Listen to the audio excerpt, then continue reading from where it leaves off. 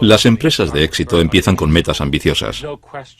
Y no cabe duda de que la meta de Google de organizar toda la información del mundo de manera útil era ambiciosa. Y comenzamos con Internet. Pero nuestra visión va más allá de Internet. Nosotros lo vemos abarcando toda nuestra comunicación, la forma de pensar, porque hay mucha información. Google puede haber comenzado como un simple motor de búsqueda, pero hoy día con aplicaciones como Android, Chrome, Wave, Picasa, Google Apps, YouTube, Google Ocean y ahora su propio teléfono móvil, se ha convertido en el corazón de Internet. Este tsunami tecnológico se vierte casi cada día desde los equipos de desarrollo de todo el mundo.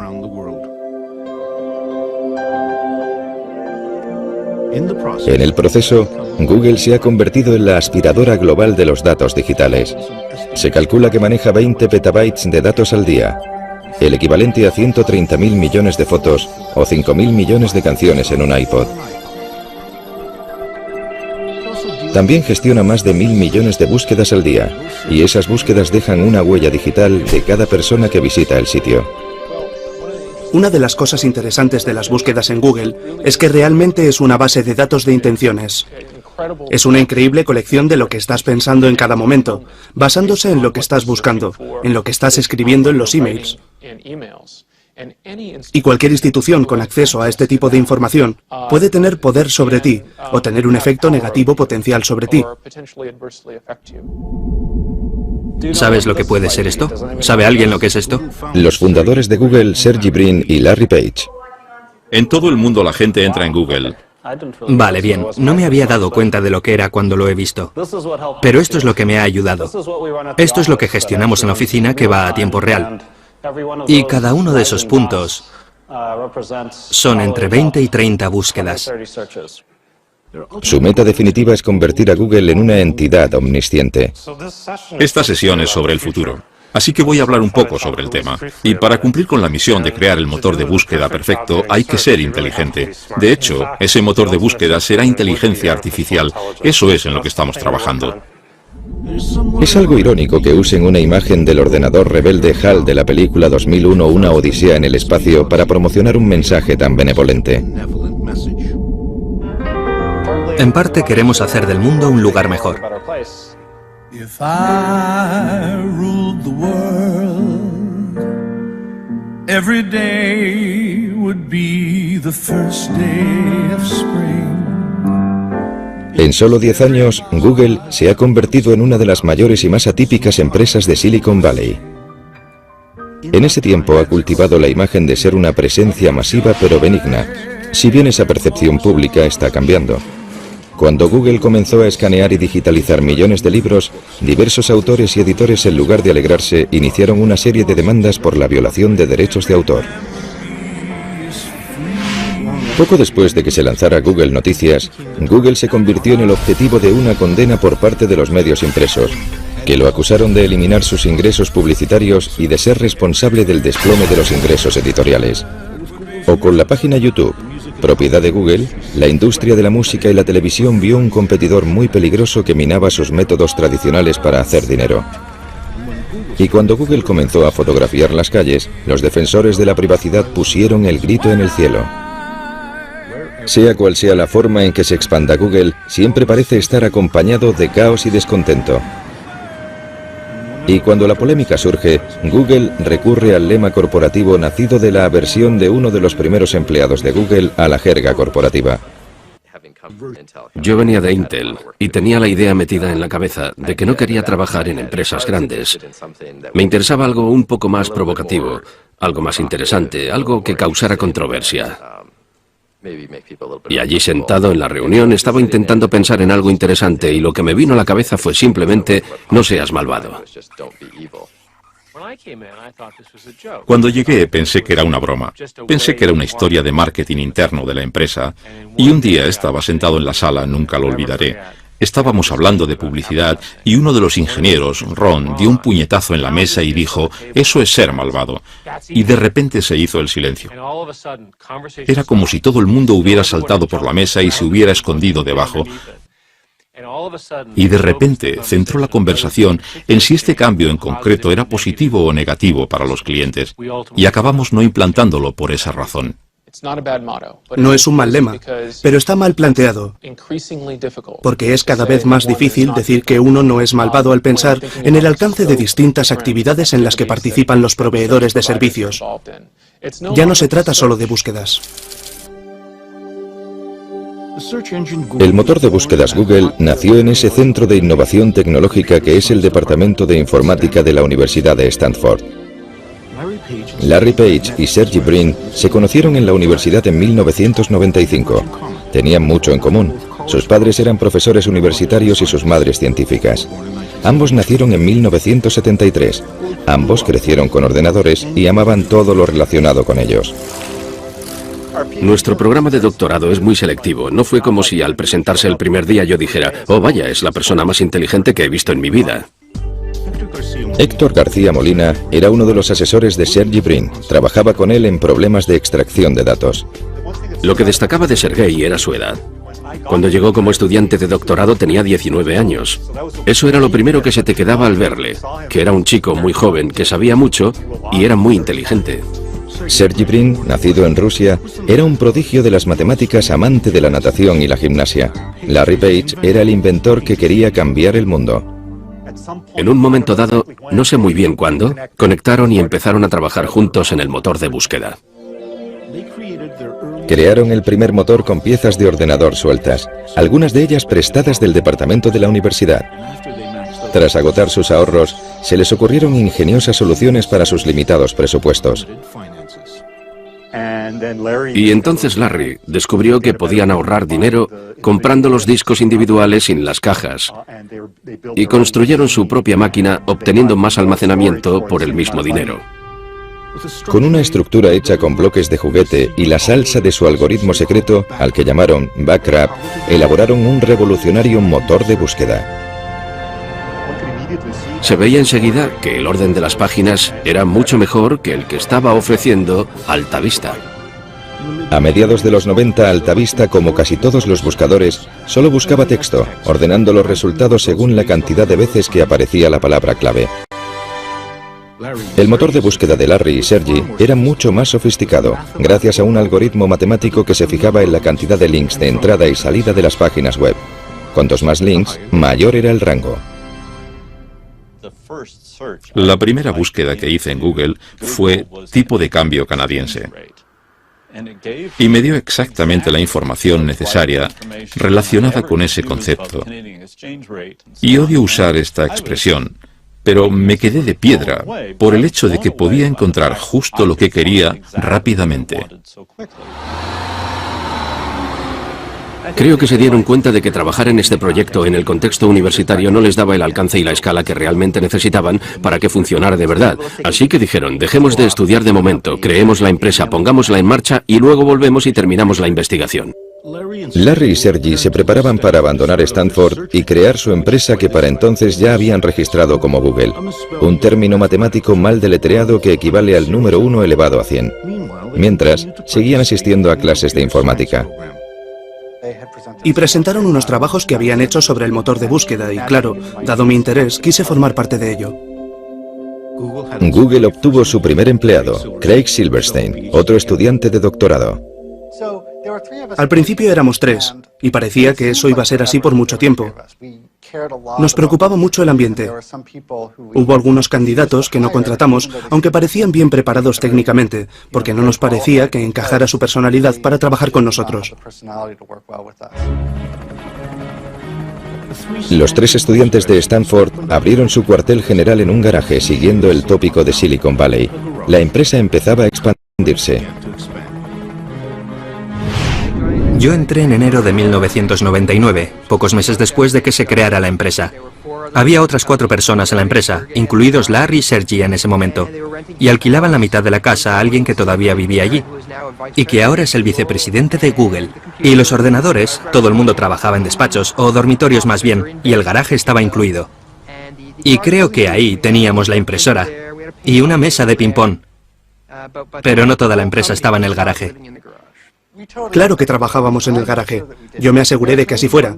Era un día al mes o quizá 2 días al mes. Pero yo me empeñaba en que de vez en cuando fuéramos al garaje y trabajáramos allí. Yo quería poder decirle a la gente en un futuro que habíamos empezado en un garaje, así que quiero que conste que empezamos en un garaje, solo que el garaje lindaba con una casa que tenía habitaciones. Cuando Google creció demasiado para el garaje, se trasladó su cuartel general a un espacio de oficinas normal en el centro de Palo Alto. En esa época estábamos en Palo Alto, era como una ciudad-restaurante. Mi meta era ir a uno distinto cada noche. Cenábamos por ahí casi siempre, y lo cierto es que también comíamos al mediodía fuera. La empresa se expandía rápidamente y pronto se trasladaron de nuevo, pero esta vez tenían menos restaurantes alrededor. Larry y Sergey decidieron que sería más eficaz y rentable tener su propia cocina con su propio chef. El elegido tenía un currículum en el que constaba haber sido el cocinero del grupo Grateful Dead. Al principio me ofrecieron acciones. Yo estaba muy reacio. Hablé con mi padre del tema. Oye, papá, hay unos tipos que quieren que les dé dinero por acciones. Una empresa privada. Y me dijo, es un timo, no les creas. No les des ni un céntimo. Al contrario que otros motores de búsqueda, la página de inicio de Google era limpia y eficaz, sin molestos anuncios de publicidad. Larry Page y Sergey Brin vieron cómo su motor de búsqueda Google se hacía más y más popular, pero todavía no estaba dando dinero real, y no tenían un plan de negocios viable para que Google empezara a dar beneficios. Nuestros fundadores decidieron que íbamos a aguantar todo lo posible sin meter publicidad, pero creo que la idea brillante llegó cuando pensaron, ¿por qué no tenemos anuncios que sean simplemente texto y que no tengan imágenes móviles ni nada que distraiga? Basándose en la búsqueda, Google proporcionaría anuncios sencillos para que la gente hiciera clic sobre ellos. En octubre de 2000, Google se embarcó en un nuevo negocio, la publicidad online. Casi inmediatamente, el dinero de la publicidad comenzó a entrar a raudales, y la presión creció sobre Larry y Sergey por parte de sus inversores capitalistas. Querían un presidente experimentado que dirigiera la empresa. Larry y Sergey escogieron a un experimentado veterano del mundo tecnológico, Eric Smith. Había dirigido con éxito a la marca de software Novell y antes de eso había estado en Sun Microsystems. Pero quizá lo más importante para los fundadores era que compartía el perfil de ingeniero informático comprometido con una ambición empresarial. Google ha optado por la postura de que la creatividad se da en los empresarios individuales dentro de la empresa. A menudo tienen una idea, pero no tienen tiempo para desarrollarla. Así que inventamos un concepto llamado 20% de tiempo. Y el personal técnico de la empresa le animamos a que pase el 20% de su tiempo profesional con cosas que le parezcan interesantes a ellos, no a nosotros. El empleado número 23, Paul Bacate, creador del lema "No seas malvado", fue también el ingeniero que en un solo día inventó Gmail, un programa de correo electrónico interno para usuarios de Google. Había muchas objeciones para crear Gmail, pero una de las principales es que con el correo electrónico no se podía hacer dinero. Pero había una idea por ahí que decía que quizás podríamos hacer publicidad personalizada. Por ejemplo, si te llega un mail sobre un viaje para esquiar, te salgan anuncios sobre equipos de esquí o guantes o algo relacionado. Decidió intentar escribir algo de código para ver si era posible que los ordenadores de Google escanearan los mensajes de Gmail y mostraran anuncios adecuados. Cuando llegué al día siguiente, la gente estaba muy exaltada con el tema. No todos para bien. Algunos lo consideraban una idea terrible. Lo que recuerdo de las reuniones, que fueron hace más de un año, es el constante debate sobre las características, si este tipo de publicidad funcionaría y todo eso.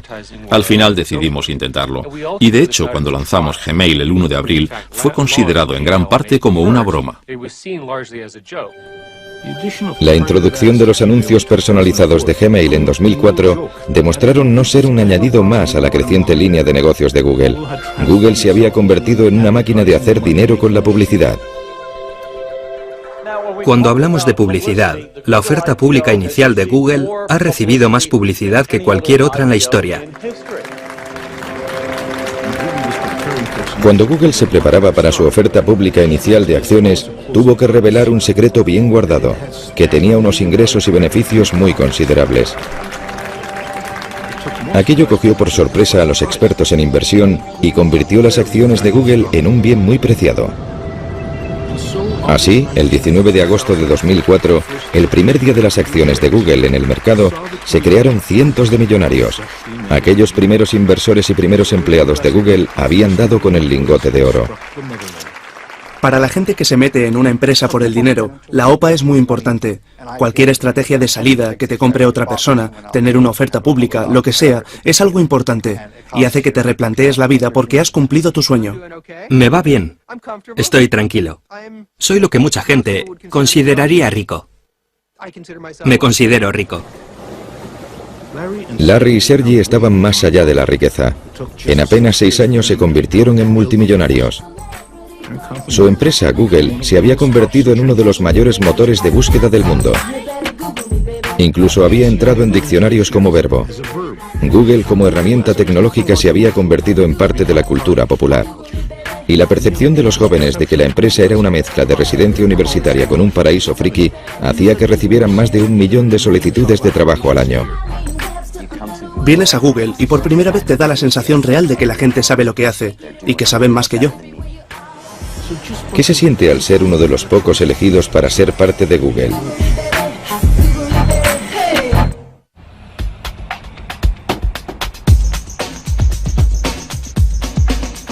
El Googleplex, como llaman a las instalaciones de Google sus usuarios, está creado para hacerles sentir los mejores y los más inteligentes.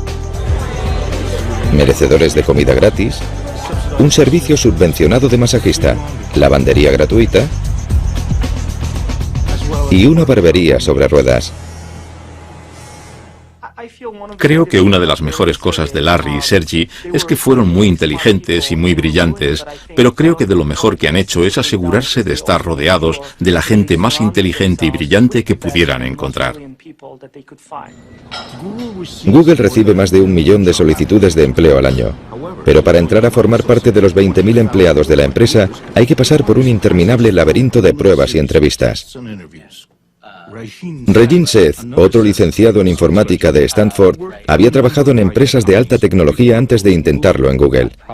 Creo que me hicieron alrededor de 10 y 15 entrevistas, y la última fue por fin con Larry. Así que un día vine y me senté en el despacho de Larry Page para tener una entrevista con él. Y me preguntó cosas difíciles. Yo no sabía cómo me había salido, pero al parecer le gusté lo bastante como para que me ofreciera un puesto. Entre los empleados más valorados de Google, justo por debajo de los ingenieros informáticos, están los APM, o Managers de Producto Asociados. En gran medida, Google contrata a asociados como yo, recién licenciados, para poder inculcarles de alguna manera, como a mí, la forma en la que Google quiere que se comporten. La mayoría son jóvenes, recién licenciados con un expediente académico increíble y se les da una gran cantidad de responsabilidad y autoridad nada más empezar su carrera. No estamos dando mucha prioridad a eso ahora mismo, porque no pensamos que vaya a poder sustituir a la página de inicio desde el primer día. En la cosecha más reciente de APMs hay un canadiense, Jeff Harris. El trabajo que estoy haciendo es de manager de producto asociado, diseñado para gente con una formación técnica, pero que en el día a día no tiene por qué trabajar con código. Mi trabajo al final es comunicarme con los ingenieros que sí trabajan con código constantemente y asegurarme de que todos ellos estén trabajando para el mismo fin. Acabo de cumplir los 22. Creo que la mayor sorpresa al trabajar en Google es ver lo abierto que es respecto a todo lo que hacemos. Puedo mirar en nuestra web interna y ver detalles de todos los proyectos, algo genial desde el punto de vista organizativo. Puede que Google sea transparente internamente, pero como muchas otras compañías técnicas de Silicon Valley, es muy sensible sobre lo que pueden informar los extraños. Tanto el código en las pantallas de los ordenadores como los garabatos de las pizarras que parecen estar por todas partes. Creemos que hay que tener pizarras por todas partes, porque eso fomenta la creatividad. Puedes dibujar cosas, comunicar ideas y trabajar con otras personas en esa idea. ¿Se puede publicar en programación el lanzamiento al mismo tiempo o...? Sí. Muchas veces la gente saca el teléfono, hace una foto de la pizarra y la envía por email. Eso acaba siendo parte de las notas de una reunión. Además de las pizarras y la comida gratis por todas partes, otra característica de las oficinas de Google es la ausencia de papel. Nosotros trabajamos en gran medida sin papel. Una de las cosas que hacemos aquí es dar portátiles a los empleados para que se los lleven a las reuniones. Las notas se toman electrónicamente para poder compartirlas automáticamente con la gente. Existe un apetito insaciable por lo nuevo y lo innovador que abarca un amplio espectro de tecnologías. Google siempre está al acecho. Obviamente no todo se inventa en Google. También tenemos equipos que buscan tecnología punta en empresas pequeñas que podamos elegir, comprar, que podrían aprovechar la infraestructura de Google.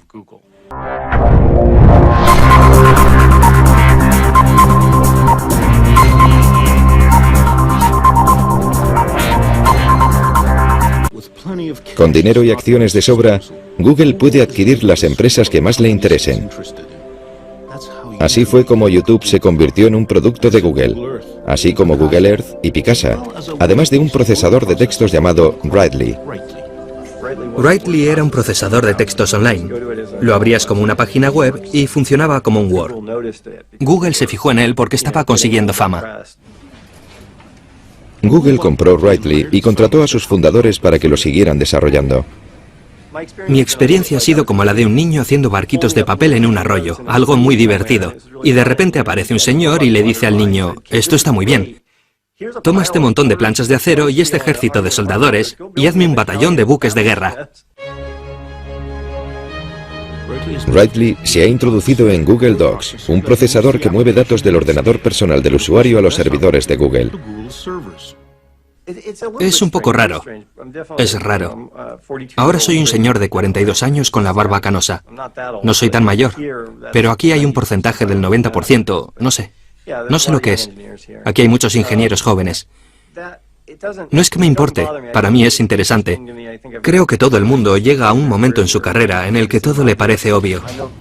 Me gusta el ambiente técnico de la empresa. No me intimida. Soy un programador muy productivo y trabajador. Me encanta el código. Todos me temen. Así que no me molesta. No estaba aquí cuando lo fundaron, pero mi percepción del concepto de fundación en la empresa es que querían hacer cosas y ver las cosas desde el punto de vista de los ingenieros. Desde esa perspectiva, la eficacia quizás sea la directriz principal de un ingeniero.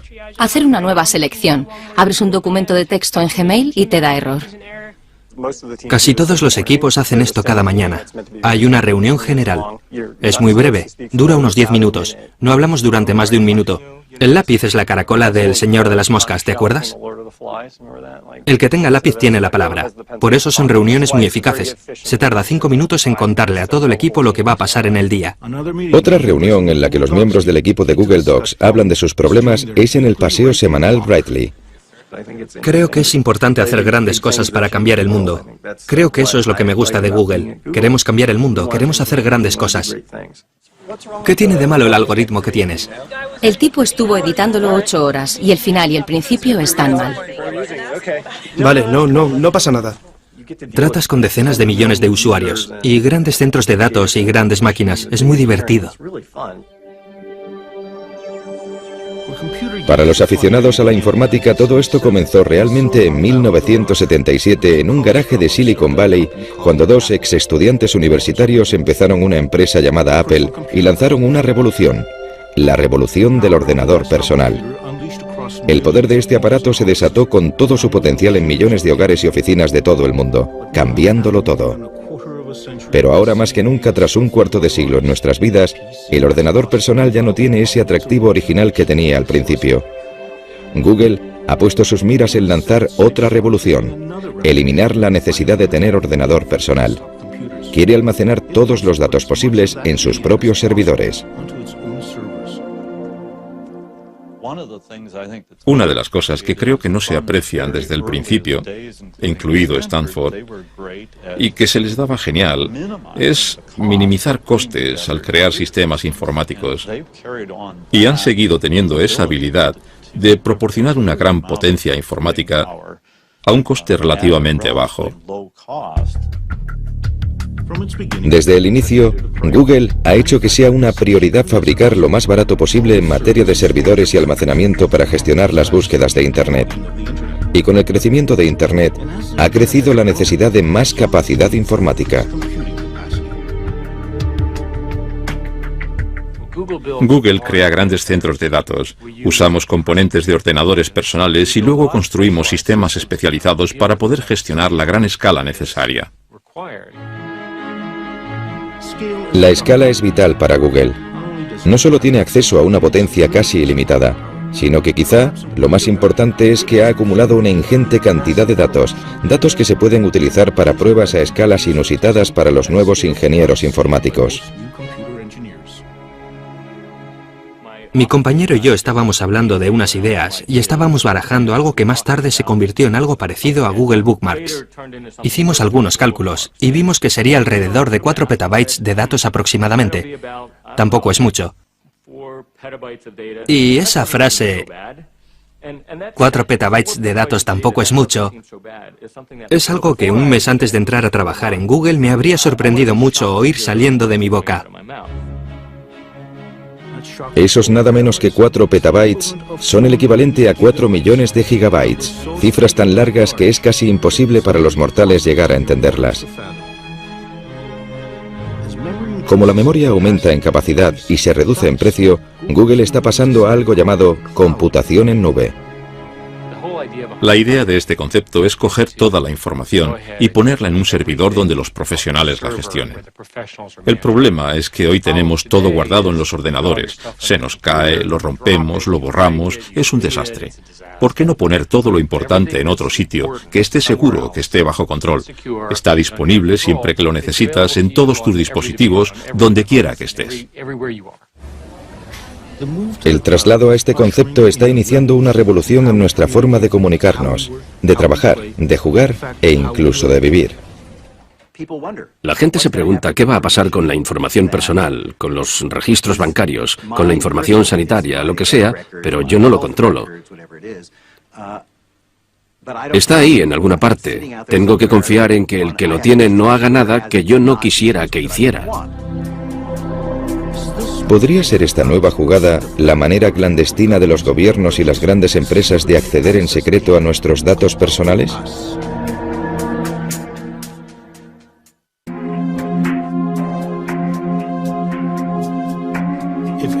Si todos los datos digitales de todas las personas se almacenan en nubes, ¿dónde están estas nubes?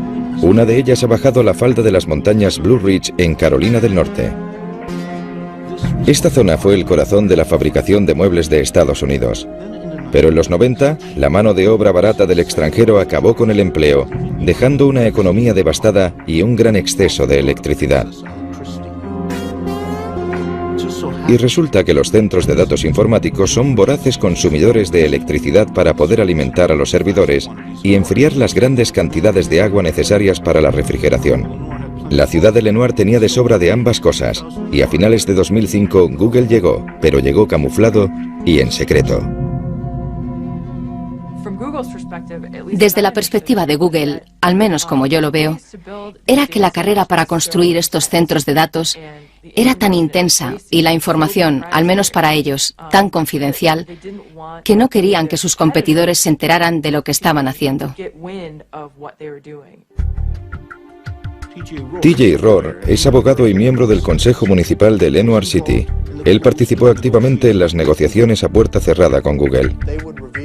Nos daban datos que no podíamos contarle a nadie. Google tiene una actitud de o lo tomas o lo dejas. Estas son nuestras condiciones, si las quieres bien y si no, nada. Los desesperados funcionarios locales y estatales estaban ansiosos por llegar a un acuerdo que trajera a Google a este devastado condado. Le ofrecieron a Google una exención fiscal de 30 años en propiedades y equipo. En un periodo de 30 años, se calculaba que eran como $165 millones. De estos almacenes digitales que cuestan unos 600 millones de dólares cada uno, fluye un río de datos.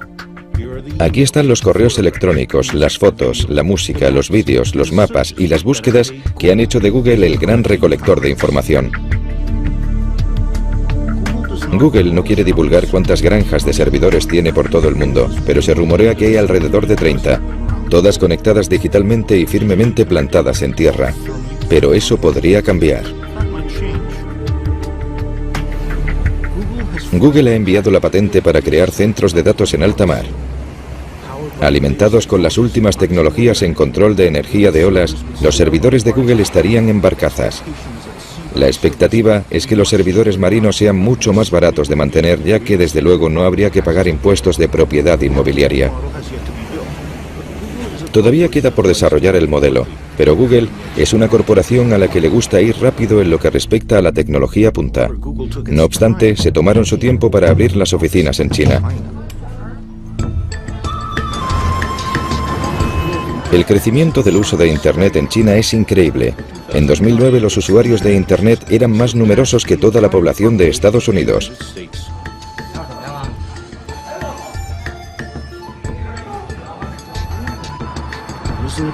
Es un mercado al alza muy complicado en gran medida por la censura gubernamental. Tardamos en entrar en China. Tardamos porque nos preocupaban sus leyes de protección de contenido. Para poder abrir las oficinas en China, Google tuvo que acceder a bloquear ciertas páginas web en sus resultados de búsqueda. El gobierno es quien decide quién atraviesa el cortafuegos chino. Para dirigir Google en China, consiguieron a Kai-Fu Lee, un alto ejecutivo de Microsoft que había estado al cargo de sus operaciones en China. En 2005, Kai-Fu Lee se encontró en el papel de Noogler o novato en Google. Cuando entré en Google, usé la palabra shock para describir lo que vi. Y creo que fue una combinación de cosas, una combinación de los valores de Google y lo joven y feliz que era la empresa.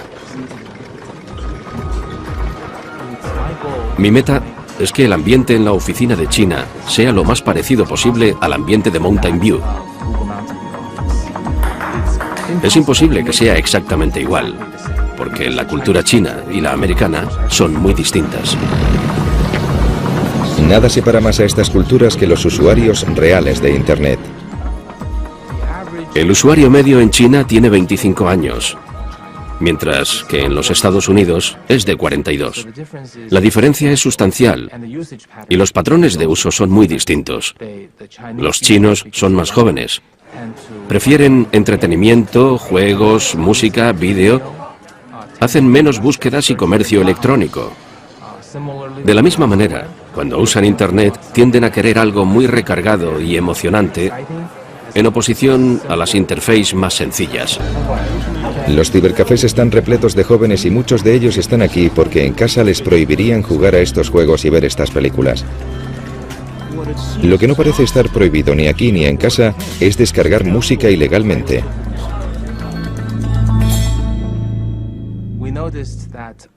Nos hemos fijado en que la mayoría de los chinos en Internet descargan música pirata o sin licencia con otros motores de búsqueda.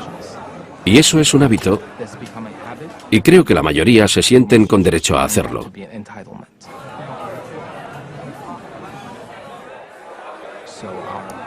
Nuestros esfuerzos por crear un pago por descarga o un servicio de suscripción acabaron con una conclusión clara: no íbamos a conseguirlo. Un ingeniero de Google y un manager de producto usaron su 20% de tiempo para crear Google Music, para descargar música gratuitamente con el apoyo de la mayoría de las discográficas. Esperamos que la fórmula no solo tenga éxito y sea popular, sino que sea rentable para las discográficas, para nuestro socio y para nosotros.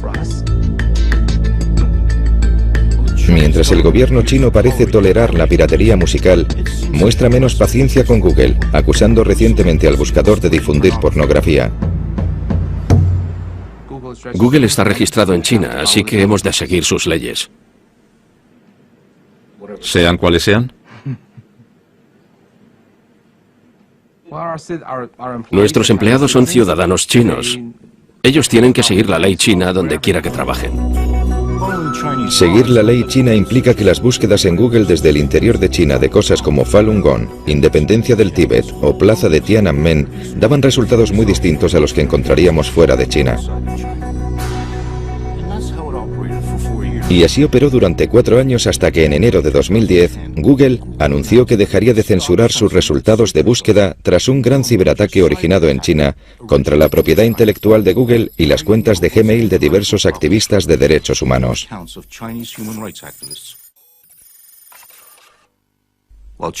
China insiste en que su ley ha de obedecerse, pero Google advirtió que si las discusiones con el gobierno chino para operar un buscador sin filtros no daban frutos, la empresa cerraría su sede en China. No obstante, no hubo negociaciones con el gobierno estadounidense cuando poco después de los atentados del 11S en 2001, aprobó una ley por la que se concedía más autoridad de vigilancia, permitiendo un acceso sin precedentes a la presencia digital de la gente. Y estos poderes son muy amplios ahora mismo. Van desde obtener el acceso a los informes crediticios sobre personas hasta acceder a sus datos de comunicación. A más en general, poder enviar una carta a cualquier poseedor de datos y exigirle que revele toda la información sobre determinada persona sin comunicárselo a ella, sin decírselo a nadie. Esa es la idea de la Carta de Seguridad Nacional. En el Centro de Privacidad de Datos Electrónicos en Washington, el director Mark Rottenberg se muestra preocupado por la nueva información digital migrando a granjas de servidores en nube. No digo que el gobierno no deba tener acceso a esa información en las circunstancias adecuadas. De hecho, en algunos casos es vital perseguir el crimen y favorecer las investigaciones. Pero necesitamos perspectiva, responsabilidad, transparencia. Y el problema con la computación en nube es que va a ser mucho más fácil para el gobierno realizar este tipo de espionaje sin que la gente sepa que sus datos personales, sus registros, están siendo investigados. He pedido a gente de Google que informara de cuántas citaciones y órdenes de registro les llegan al mes. No hay que decir nada más. No hay que decir de quién o para qué, solo un número. ¿Cuántas reciben? Pero no les gustó la sugerencia, la rechazaron inmediatamente. Mientras el gigante Google sigue digitalizándolo todo a su camino, acumula nuevos adeptos. La ciudad de Washington ha optado por desvincularse de Microsoft y se ha pasado a las aplicaciones de Google. Su oferta de una vida más barata, segura y colaborativa en su nube demostró ser demasiado jugosa como para rechazarla. El factor de la confianza es vital para toda la marca. Si Google quebrantara la confianza de alguien, la prensa nos destrozaría y de repente la gente retendría su información, dejarían de buscar, nuestros ingresos bajarían, sería terrible, terrible para la empresa y terrible para ellos. Por eso nos lo tomamos muy en serio. Hay gente que no confía en este altruismo inocente, de que realmente creamos productos que mejoran a los usuarios. Ven intenciones ocultas, de que intentamos controlar el mundo, cosas así. Pero ¿qué puedo decir? Procedemos de entornos académicos, no pensamos de esa manera. Pero Google también tiene que preocuparse de un grupo de principiantes dispuestos a cambiar el mundo de las búsquedas. Descartando el modelo original de Google de un buscador de datos, se están acercando a la misma idea desde otro ángulo. Quieren controlar el poder de lo que se conoce como la sabiduría de los amigos. Creo que este es el sitio que va a definir los próximos años lo que Internet y el mundo van a ser. ¿Por qué entonces algunos de los grandes representantes de la búsqueda social son extrabajadores de Google listos a retar a su ex empresa?